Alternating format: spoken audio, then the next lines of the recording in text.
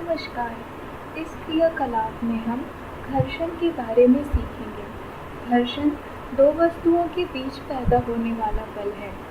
यह इन दोनों वस्तुओं की समान दिशा में गति को रोकता है।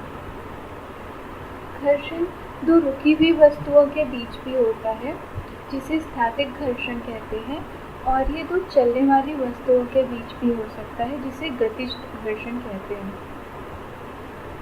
एक सूक्ष्मदर्शी से अगर आप दो सतहों को देखेंगे तो यह कुछ इस प्रकार दिखाई पड़ेगा। किसी भी सतह के ऊपर गड्ढे और उठाव होते हैं। कोई भी सतह पूरी तरह समतल नहीं होती। इन उठाव के बीच में बल पैदा होता है, जिससे कि उन दोनों को एक दूसरे के ऊपर चलने में ज़्यादा ताकत लगानी पड़ती है, जिसे कि हम घर्षण का नाम देते हैं। इन दो सतहों में किसी एक को भी बदल दे तो उन दोनों के बीच का घर्षण बदल जाएगा, यानी कि घर्षण दोनों सतहों पर निर्भर करती है। इस क्रियाकलाप को करने के लिए हमें चाहिए एक लकड़ी का तख्ता या पटरा। यह कितना भी बड़ा या छोटा हो सकता है।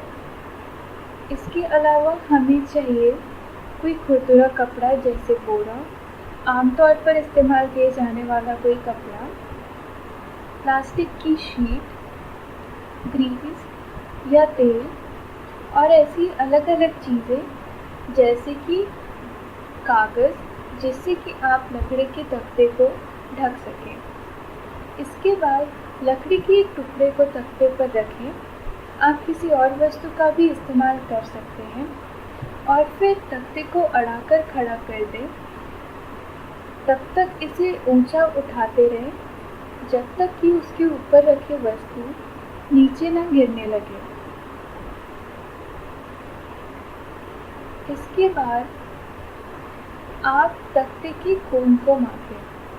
आप चांदे को जहाँ से भी तख्त को टिका कर रखा है वहाँ पर नीचे लगाकर देखें कि कितना कोण बन रहा है।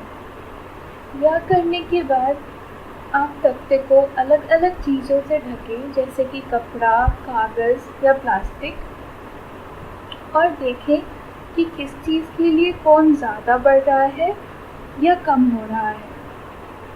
यह इसलिए हो रहा है क्योंकि तख्ते को किसी चीज़ से ढकने के बाद दोनों सतहों के बीच का घर्षण बदल जाता है। जो चीज़ें घर्षण को बढ़ाती हैं, उनसे वस्तु को गिराने के लिए ज़्यादा कोण चाहिए होगा, जबकि जो चीज़ें घर्षण घटाती हैं, उनसे ऊपर रखी वस्तु को गिराने के लिए कम कोण चाहिए होगा।